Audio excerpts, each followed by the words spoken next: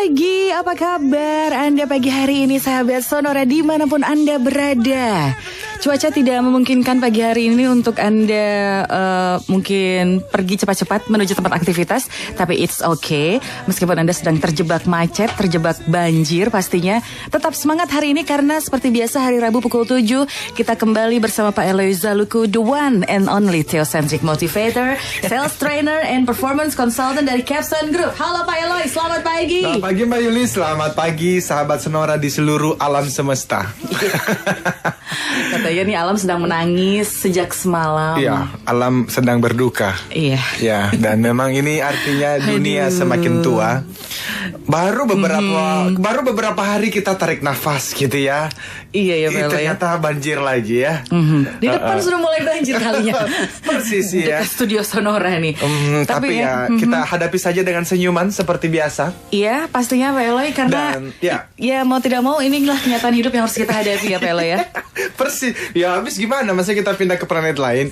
Makanya saya pikir ya doa dari orang yang sangat terkenal itu yang mengatakan, Tuhan berikan aku keberanian untuk mengubah yang bisa aku ubah, dan berikan aku semacam kedamaian untuk menerima apa yang tidak bisa aku ubah, dan berikan saya hikmat untuk mengerti perbedaan antara keduanya.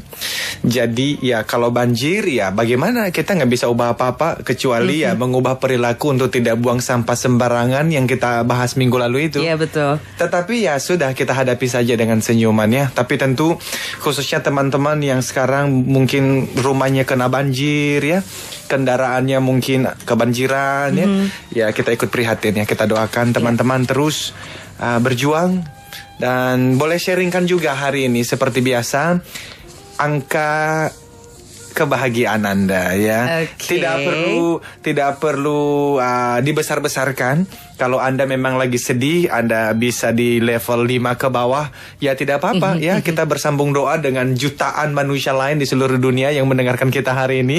Iya.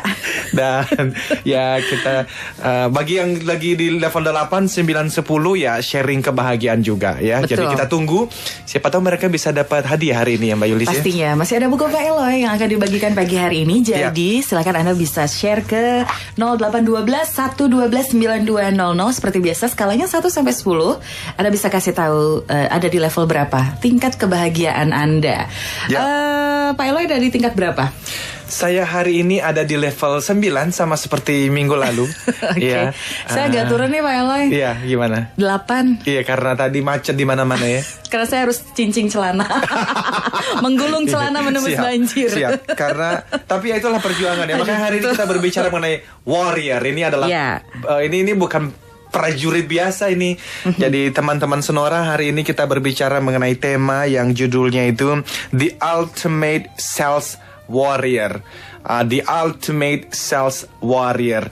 Kalau Anda melihat di setiap negara itu ada prajurit-prajurit hebat yang pekerjaannya adalah tentu saja menjaga keamanan negara. Kita sebagai seorang sales juga bekerja untuk menjaga keamanan perusahaan kita, karena tanpa orang-orang sales sebetulnya Mbak Yulis, sebaik-baiknya produk, sebanyak-banyaknya uang perusahaan, tanpa orang-orang sales yang handal tidak akan mungkin bisa berhasil. Jadi teman-teman sales ini sekali lagi adalah orang-orang yang sangat luar biasa, karena hasil pekerjaan kita bukan hanya membangun satu perusahaan loh malah, tetapi dari hasil penjualan kita itu kan ada pajak.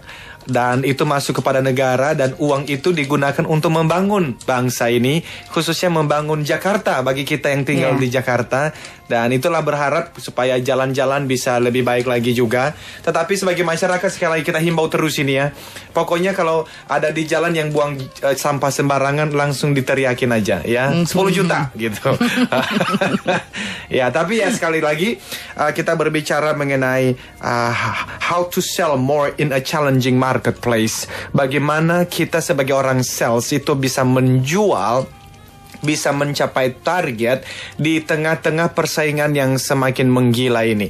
Dan saya tahu minggu lalu kita terputus di dalam pembicaraan yang sangat menarik, dan kita terus mendapatkan pertanyaan. Yang minggu lalu kita berbicara mengenai why bad things happen to good people. Betul. Kenapa hal-hal yang buruk itu ternyata juga kena pada orang-orang yang kelihatannya baik, kelihatannya soleh, kelihatannya menjaga kelakuannya bersih, tetapi pekerjaan seperti kita ini, Mbak Yulis, itu permintaan orang-orang tuh ternyata macam-macam. Iya. Jadi beberapa waktu yang lalu saya ketemu dengan seseorang yang dia baru join di dalam satu perusahaan di bidang sales.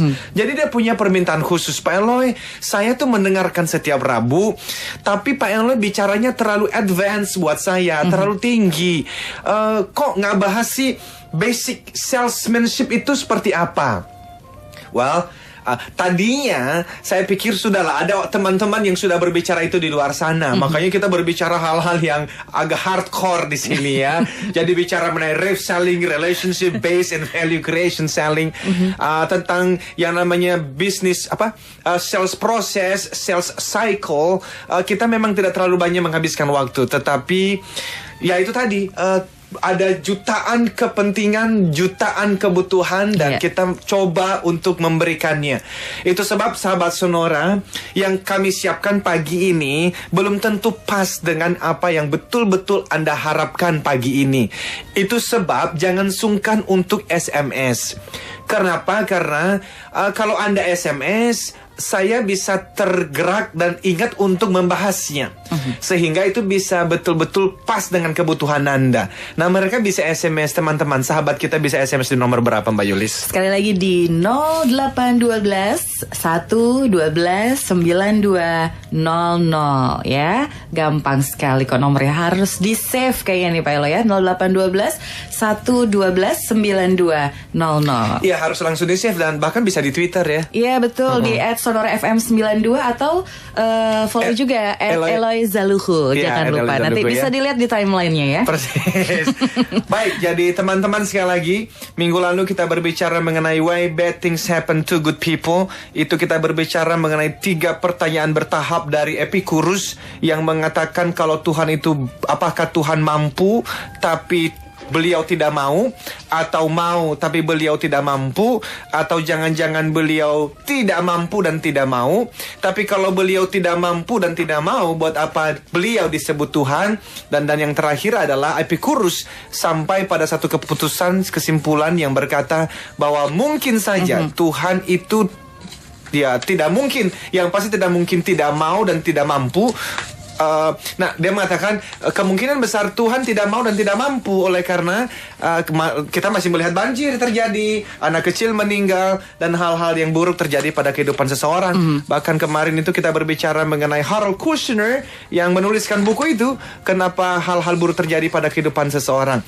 Tapi sekali lagi, sahabat Sonora, silakan nanti sampaikan pertanyaan Anda mengenai hal itu kalau memang masih ada pertanyaan. Tapi pagi ini kita berbicara mengenai The Ultimate Sales Warrior. Saya mau mengatakan begini, untuk berhasil di tengah persaingan yang semakin menggila, maka semua salesperson itu harus naik tingkat dari salesperson rata-rata. The average salesperson, mediocre salesperson itu harus naik kelas. Dari mana? Dari yang mediocre itu. Mediocre itu rata-rata menjadi apa? The ultimate sales warrior. Apa itu? Ini adalah orang-orang yang tidak takut pada kesulitan. Mbak Yulis, kalau kita lihat setiap negara, tadi saya katakan, itu selalu ada pasukan-pasukan khususnya. The ultimate sales warrior-nya, sales elite-nya, special force-nya. Dan biasanya itu kalau kita lihat ya, saya belajar beberapa minggu terakhir dari Google ya, itu latihannya Mbak Yulis, itu setiap hari, bahkan sampai punishment, hukuman yang luar biasa ya. Tetapi mereka harus melewatinya. Oleh karena apa? Karena itulah cara untuk menjadi the ultimate warrior. Itu caranya juga untuk menjadi the ultimate sales warrior. Dan saya suka apa yang menjadi semacam filosofi dari para prajurit-prajurit pasukan-pasukan khusus ini. Mereka berkata bahwa setiap hari itu kami mengalami dan menghadapi, menjalani latihan yang sangat berat, hardships, kesulitan, tenaga dikuras, pikiran juga dikuras. Tapi ada satu kalimat yang mereka ngomong begini, kami tidak pernah diajar untuk mengabaikan rasa sakit dan kesulitan. Tetapi kami diajar untuk menikmati setiap rasa sakit dan kesulitan. Itu menarik. Jadi nanti kita akan bahas lagi ya. Bagaimana menikmati rasa sakit dan kesulitan? Siap. Kita akan bahas setelah jeda berikut. Jangan lupa SMS ke 0812 112 9200.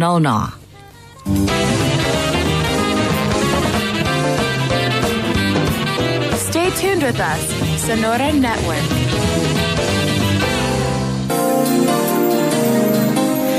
Bagaimana menjadi the ultimate sales warrior? Itu yang paling penting. Tadi Pak Eloy katakan adalah kita menikmati sakit dan kesulitan yang ada di hadapan kita, ya kan?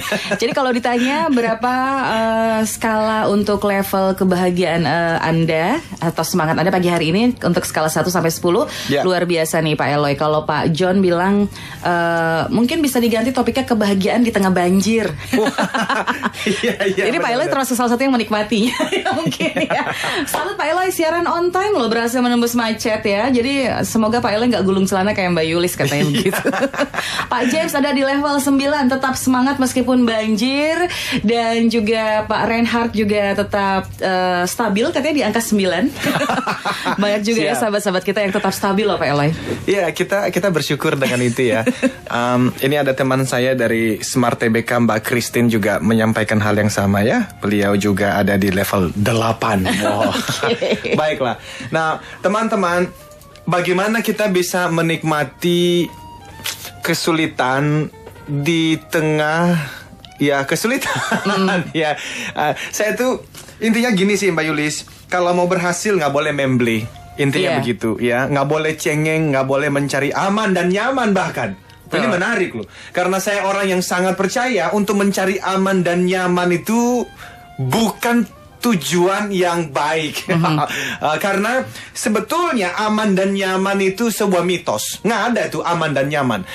Karena waktu Anda mencari aman dan nyaman, sebetulnya manusia itu setiap detik ada resiko.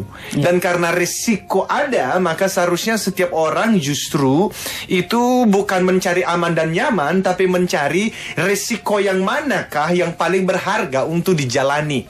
Sehingga semua teman-teman sales, kalau sudah memutuskan masuk dalam dunia sales, maka harusnya tidak ada pilihan lain kecuali mengambil risiko. Untuk apa? Untuk menikmati setiap kesulitan yang ada, waktu ditolak, waktu apalagi sekarang ya, saya yakin sekali nih banyak teman-teman sales yang sudah mulai galau. Oleh karena apa? Karena ya itu tadi, challenging marketplace. Ini adalah pasar dunia bisnis. Coba sekarang bisnis apa sih yang tidak ada persaingan, yang semakin hari semakin menggila itu? Di dalam bidang asuransi, wah, di mana-mana challenge, di mana-mana tantangan. Kita bicara mengenai properti, wah, sekarang mungkin 2 tahun yang lalu, setahun yang lalu, teman-teman di bidang properti kipas-kipas dah ya. Tapi sekarang ternyata ya begitulah ya, pasar butuh orang-orang yang memang ya itu tadi sales warrior. Nah, beberapa hari yang lalu Mbak Yulis, ini saya bertemu dengan seorang teman, ngobrol-ngobrol begitu ya. Tapi saya gelisah dengan hasil pembicaraan kami. Oleh karena teman saya ini, dia bekerja di salah satu multinational company sebagai seorang sales manager. Lalu dia cerita bahwa dia sedang mencari pekerjaan lain, oleh karena di dalam perusahaannya itu sedang tidak kondusif menurut versinya dia. Yang mengganggu saya adalah ketika dia bilang nanti saya akan wawancara dalam minggu ini dengan satu perusahaan dan saya akan bekerja. Saya kalau dikasih offer itu nanti saya akan ngomong sama perusahaan saya yang sekarang dengan harapan perusahaan yang sekarang menahan saya dan gaji saya dinaikin. Sebetulnya bukan cuma sekali ini saya mendengar konsep yang sama. Tetapi saya pikir ya, kita mesti ngomong ini di Sonora. Karena ini adalah strategi yang totally wrong. Ini adalah konsep bukan seorang sales warrior. Ini adalah the average salesperson. Ini adalah salesperson rata-rata. Karena the ultimate sales warrior, mereka tidak akan pernah pergi wawancara untuk kemudian offer itu digunakan sebagai senjata supaya tempat kerja yang lama itu menaikin gajinya. Saya tidak mengatakan ini tidak berhasil. Nyatanya beberapa orang yang saya tahu berhasil melakukan konsep ini, berhasil melakukan cara ini. Yang saya mau katakan adalah Anda boleh menggunakan cara ini, tetapi jangan pernah berharap untuk menjadi seorang salesperson yang paling berhasil. Karena the ultimate sales warrior yang paling berhasil itu adalah dia mencari pekerjaan, bahkan bukan berdasarkan gaji. Saya tidak mengatakan gaji dan benefit tidak penting. Siapa bilang? Pasti penting. Tetapi yang paling penting seharusnya adalah setiap salesperson itu mesti berpikir, in the next 5 to 10 years, aku mau jadi apa? 5 tahun sampai 10 tahun ke depan, saya akan jadi apa? Nah, kalau sudah memutuskan akan jadi apa, maka carilah perusahaan yang bisa membawa Anda ke sana. Bahwa mungkin sekarang perusahaan itu tidak memberikan benefit sebesar perusahaan lain. Tapi selama perusahaan itu memberikan Anda pelajaran, training-training yang banyak, atau mungkin as simple as Anda mungkin belajar di bawah seorang manajer, atau Anda hadir di bawah seorang direktur yang sangat brilliant. Mungkin gaji Anda tidak sebesar gaji di tempat lain, tetapi Anda mengatakan, oke, saya akan hadir di bawah Bapak ini selama 1-2 tahun ke depan, kemudian saya akan mencari pekerjaan lain, karena 2 tahun ini saya mau belajar dari beliau. Oleh karena 5 tahun dari sekarang, atau 10 tahun dari sekarang, saya mau menjadi seorang sales director, atau national sales manager di perusahaan multinational company. So, itu bedanya. Seorang sales rata-rata itu mereka bekerja cuman cari uang dan jabatan sementara. No. Seorang yang berhasil adalah dia yang harus melihat in the next 5 years, aku ini mau jadi apa? Jadi yang mengganggu saya yang pertama adalah itu. Yang mengganggu saya yang kedua adalah ketika dia bicara tentang proses interview yang pernah diikuti seminggu sebelumnya. Lalu dia mengatakan, saya ditanya, kenapa Anda mencari pekerjaan baru? Padahal kan pekerjaan yang sekarang kan lumayan. Lalu dia mengatakan, saya baru menikah, jadi saya mesti punya pekerjaan yang lebih, kira-kira lebih santai, supaya saya punya waktu bersama keluarga, dan mencari kantor yang lebih dekat dengan rumah. Waktu saya mendengar kalimat seperti ini, Mbak Yendri, saya gelisah sekali. Oleh karena saya sekali lagi merasa ini adalah not the ultimate salesperson. Karena ini adalah ungkapan salesperson rata-rata. Karena kalau orang ini saya interview, saya pasti langsung tolak. Kenapa? Karena ini adalah teman kita, si salesperson ini adalah orang yang mencari nyaman dan aman. There's no such things. Itulah sebab dalam profesi sebagai seorang theocentric motivator, jadi sekali lagi, sahabat Sonora, saya tidak bangga disebut motivator. Saya bangganya disebut theocentric motivator dan trainer untuk sales, dan bertemu dengan banyak pimpinan-pimpinan perusahaan. Saya sering mendengar mereka ngomong gini. Ini sih, ya mudah-mudahan yang seangkatan dengan kita yang masih umur-umur segini, Mbak Yulis. Mereka ngomong gini, aduh Loy, angkatan kamu tuh memble. Angkatan kamu itu cemen. Orang-orang seumur kamu, apalagi di bawahmu itu, cengeng gitu loh, manja ya. Jadi saya diceritakan ya, itu seorang teman itu, dia melakukan interview. Ini sebuah bank besar di Indonesia ini. Lalu dia interview. Dari orang yang datang, masa ada orang yang ngomong begini, Mbak, ya saya sih kalau boleh memilih, nanti saya bekerja di cabang yang dekat Kelapa Gading ya, Bu. Loh, ada apa? Ya soalnya rumah saya di sana. Oh iya. Oh gitu ya. Jadi nanti kalau kamu diminta untuk keluar kota, ya kalau bisa sih jangan deh, Bu, saya di Jakarta aja. Wah, itu no way. Tapi ada loh. Ada orang-orang di luar sana yang mau menjadi seorang sales, tapi mentalitasnya itu mirip-mirip, ya itu tadi tuh loh. Jadi teman-teman, ayo kita mesti membangun image terhadap orang-orang yang berumur seperti kita. Dan ngomong-ngomong mengenai umur, Mbak Yulis ini saya sampai lupa. Gara-gara banjir. Gara-gara banjir, saya jadi lupa. Gara-gara harus gulung celana, saya jadi lupa. Happy birthday, my Lord. Happy birthday to you. Happy birthday to you. Hari Sabtu kemarin Pak Eloy ulang tahun. Hari Sabtu kemarin. Ya ampun. Dan itu kemarin di hari Sabtu itu saya memberikan training untuk sebuah perusahaan di Surabaya. Dan harusnya mereka happy sekali tuh ya. Karena that's the special day. Saya ulang tahun dan memberikan training untuk mereka ya. Dan ternyata mereka suka. Saya diundang lagi nanti tanggal 10 bicara di Samarinda. Itu rezekinya ulang tahun ya berarti ya. Maaf ya Pak Eloy, saya jadi lupa memberikan ucapan selamat ulang tahun. Siap. Tapi saya udah makan nasi kuningnya loh.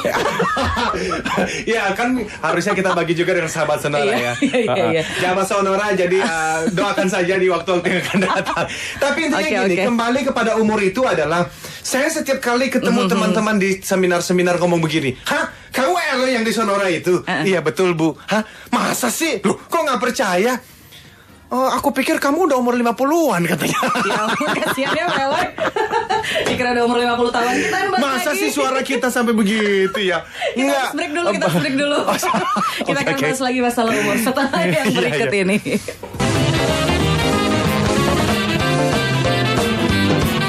Stay tuned with us, Sonora Network.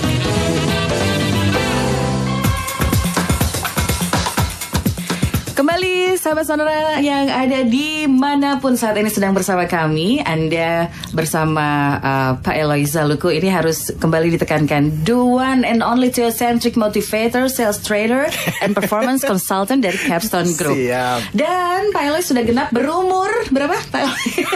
Bapak Ibu, saya masih saya 37 tahun. Wow. Iya. Dan saya mau mengucapkan nih Bunda Atik dari Allianz, thank you. Tadi baru ngucapin ya. Pak Dwi dari Etika, thank you Pak. Dan jutaan teman-teman lain. Thank you ya Pak. Ya, amin. Semua doa-doanya amin ya. Kita terus mencerahkan Indonesia supaya umur kita semakin hari semakin memberikan makna ya. Jadi saya sekali lagi umumkan ya supaya nanti kalau sampai teman-teman dengar, saya pikir kamu sudah lebih tua. No ya. Iya. Tapi gini loh Mbak Yuli, sebetulnya umur itu tidak jaminan bahwa seseorang itu akan dewasa. Iya. Kan ada istilahnya ya. Oh, gimana coba? Masih ingat gak? Usia itu pasti, tapi menjadi dewasa adalah sebuah pilihan. Very good. Jadi tergantung bagaimana cara orang menggunakan waktu. Jadi semua orang diberikan hadiah oleh Tuhan pencipta dan pemelihara kehidupan 24 jam dalam sehari. Tetapi tidak semua orang menggunakan waktunya dengan baik. Ada orang yang menggunakan, let's say ya, kalau Mbak Yulis punya ada anak umur 6 tahun, itu hari ulang tahunnya dirayakan, happy bener. Betul gak? Teman-temannya diajak, diberikan hadiah, pasti happy. Dan waktu kita masih kecil, kita suka ngomong begini, aku tambah lagi umurnya, happy banget. Tapi cobalah tunggu anak usia 6 tahun ini menjadi 60 tahun. Waktu dia ulang tahun, dia pasti bukannya happy tuh. Karena anak usia 6 tahun melihat waktu bertambah. Orang usia 60 tahun melihat waktunya bukan bertambah, berkurang, sudah deket ini. Tapi antara dua orang ini, antara anak yang melihat waktu sebagai tambah dan 60 tahun sebagai pengurang, itu mereka menggunakan waktu berbeda sekali. Yang melihat waktu dengan cara berkurang, mereka tidak ada waktu untuk main-main. Mereka pasti menghargai kehidupan dan bekerja lebih keras. Apalagi kalau di level yang berikutnya, itu adalah orang-orang yang bisa mengalihkan waktu.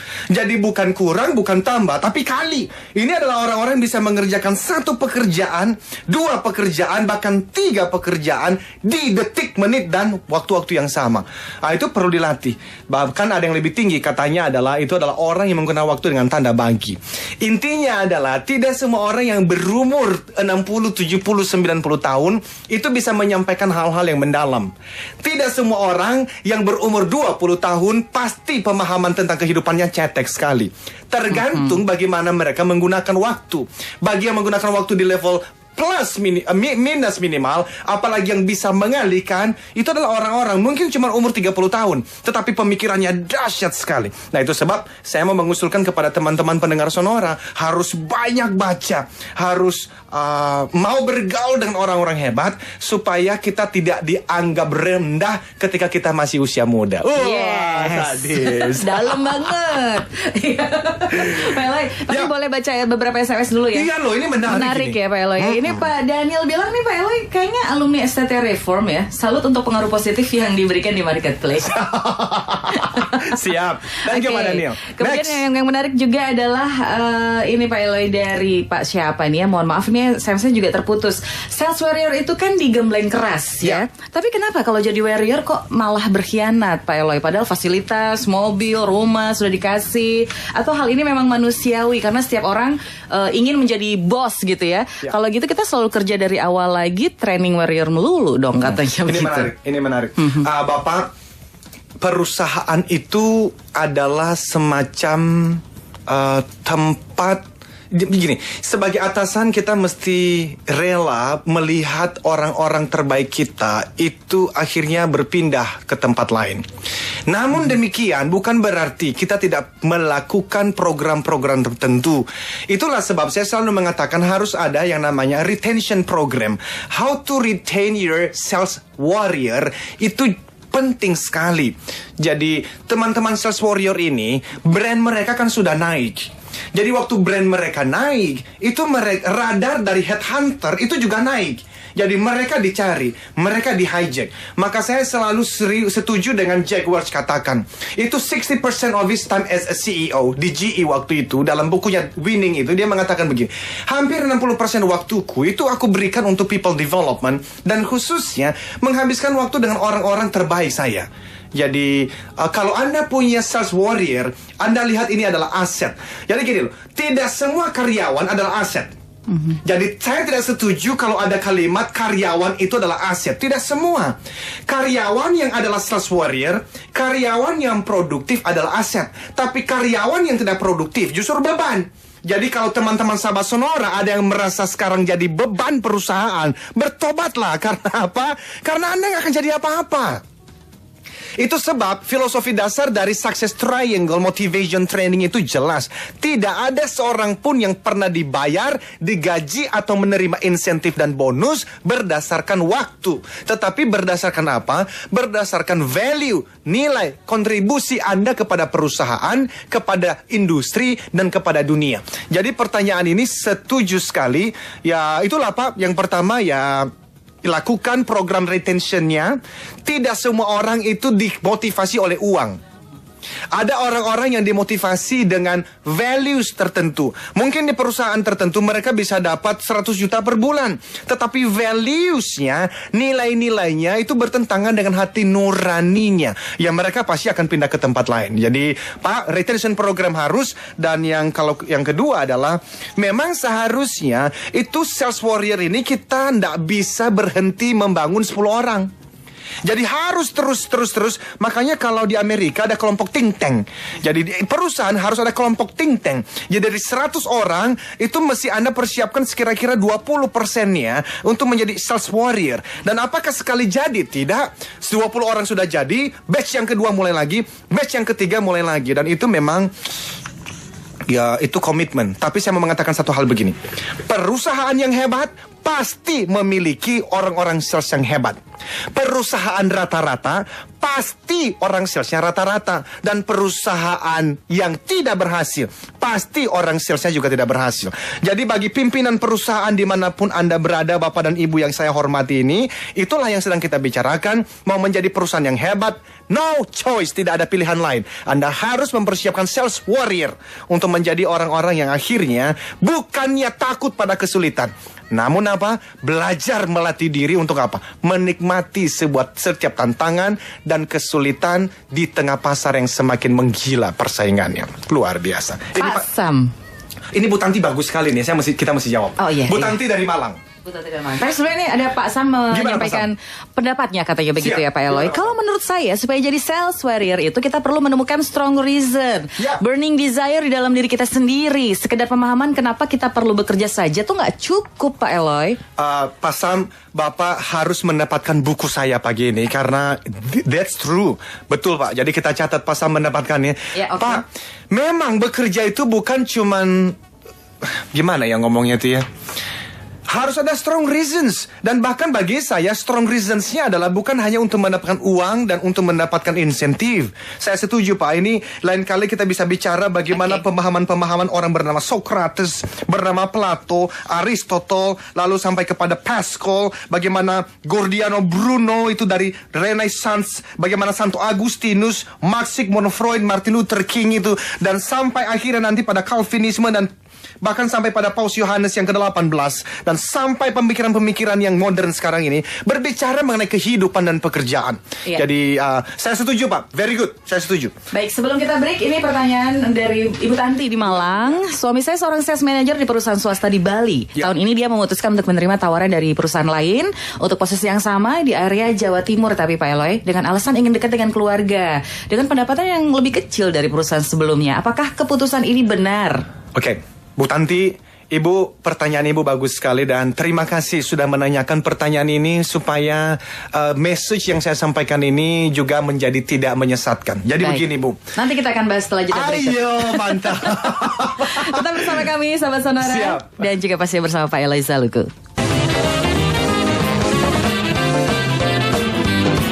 Stay tuned with us, Sonora Network.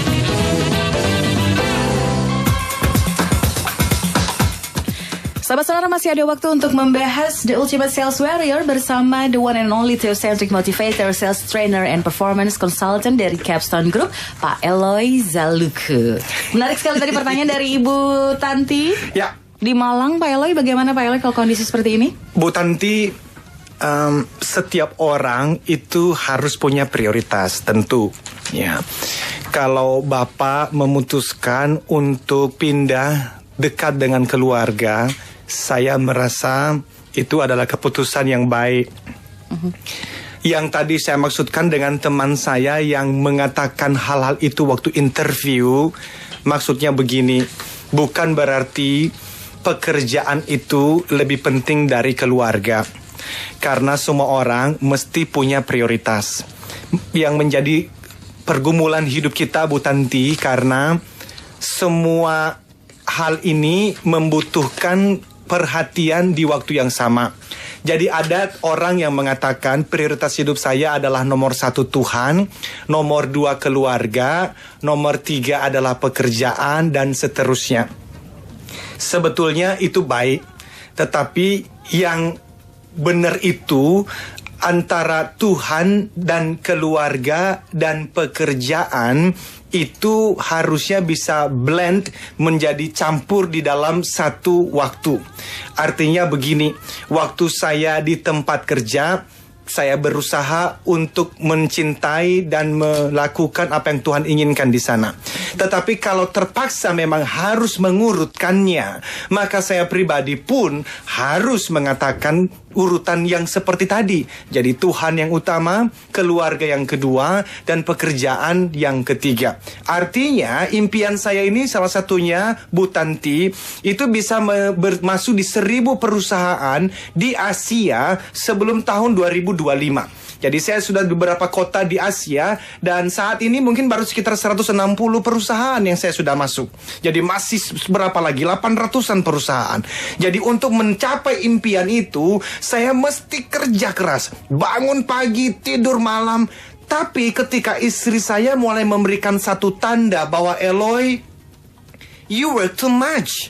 Kamu bekerja terlalu banyak dan kamu tidak ada waktu untukku dan untuk anak-anak.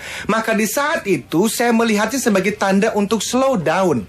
Kenapa? Karena jangan sampai pekerjaan menjadi masuk di 1000 perusahaan di Asia. Ketika saya mencapainya nanti, ternyata yang paling penting bagiku juga yang namanya adalah keluarga justru hancur-hancuran.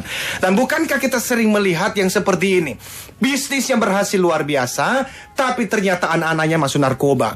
Kenapa? Karena tidak bisa mengelola waktu dengan baik. Saya tidak mengatakan ini hal yang mudah, tetapi yang saya katakan, tadi teman saya yang interview, dia datang dan dia mengatakan, saya mencari tempat yang aman dan nyaman, yang dekat dengan keluarga. Untuk usia 50 tahun ke atas, saya bisa mengerti. Tapi untuk temanku yang baru usia 30 tahun mengatakan itu bukan kalimat yang tepat untuk disampaikan di wawancara. Jadi waktu wawancara, dia harusnya ngomong apa? Dia akan ngomong begini. Ketika ditanya, kenapa kok kamu pindah ke perusahaan baru? Jawabannya harusnya begini, Bu atau Pak, saya ini punya target 5-10 tahun ke depan, itu mau menjadi seorang marketing director di perusahaan multinasional.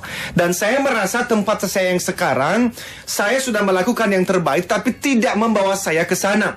Itulah sebab saya mencari perusahaan yang akan membawa saya ke sana. Apapun harganya, tetesan air mata, bahkan tetesan darah, Bu, saya akan bayar, asalkan mimpi itu bisa tercapai. Now, kalau saya yang mewawancarai orang ini, saya akan mulai mengatakan begini, Bu Tanti. Besok kamu bisa mulai kerja. Kenapa? Karena itu mindset seorang warrior. Bahwa nanti dalam perjalanannya dia punya value bahwa keluarga yang lebih penting itu adalah semua orang memang seharusnya begitu. Tetapi dia tidak boleh mengungkapkan di depan interviewer bahwa ini adalah saya yang mencari aman dan nyaman. Karena dari seluruh pimpinan perusahaan yang kutemui, mereka mencari siapa?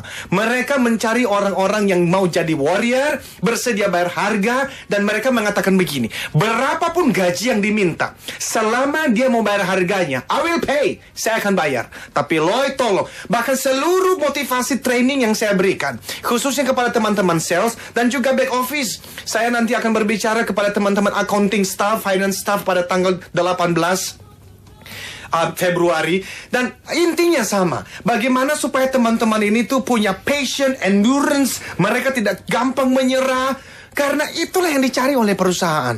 Jadi ibu, saya mau menenangkan ibu, pilihan bapak tidak salah. Kalau memang itu adalah value, itu adalah prioritas ibu dan bapak. Saya tidak mengatakan teman-teman yang tidak punya mobil mewah dan rumah mewah, itu adalah teman-teman yang bukan sales warrior. Okay? Ada teman-teman yang dia mengatakan begini, kalau saya dekat dengan keluarga, artinya aku tidak bisa kaya raya karena saya tidak bisa keliling Indonesia untuk jualan. It's okay. Kalau memang itu adalah panggilan dan value hidup Anda. Karena pada ujungnya, Bu Tanti dan seluruh pendengar Sonora, bagi success triangle, konsep yang saya bangun, kesuksesan itu bukan rumah mewah dan mobil mewah dan jalan-jalan ke luar negeri setiap bulan. Kesuksesan itu berbicara mengenai satu kata, dan satu kata itu adalah faithfulness. Apa itu? Kesetiaan. Kesetiaan pada apa? Kesetiaan melakukan yang terbaik sebaik-baiknya setiap hari sesuai dengan bakat dan talenta yang Tuhan percayakan kepada setiap orang. Bahwa nanti setelah Anda setia pada talenta dan bakat itu, bahwa Tuhan kemudian memberikan tanggung jawab yang lebih besar, Tuhan memberikan kekayaan, itu adalah buah dari kesetiaan Anda. Tetapi buah itu tidak boleh pernah menjadi tujuan utama. Jadi kalau suami bapak melihat beliau dipanggil, Tuhan menggerakkan hatinya untuk lebih dekat kepada keluarga supaya anak-anak dapat figur ayah, definitely 100% saya setuju. Namun semua orang harus sadar bahwa setiap pilihan yang diambil pasti ada konsekuensinya. Jadi bagi teman-teman sales warrior, saya juga tidak mengatakan keluarga harus menjadi korban. Tetapi untuk menjadi berhasil di tengah persaingan yang semakin menggila, tidak ada cara lain. Mindsetnya harus adalah sebagai prajurit yang bukan takut susah, namun merangkul kesusahan, dan persis seperti yang dikatakan oleh Morgan Scott Peck dalam bukunya The Road Less Traveled itu.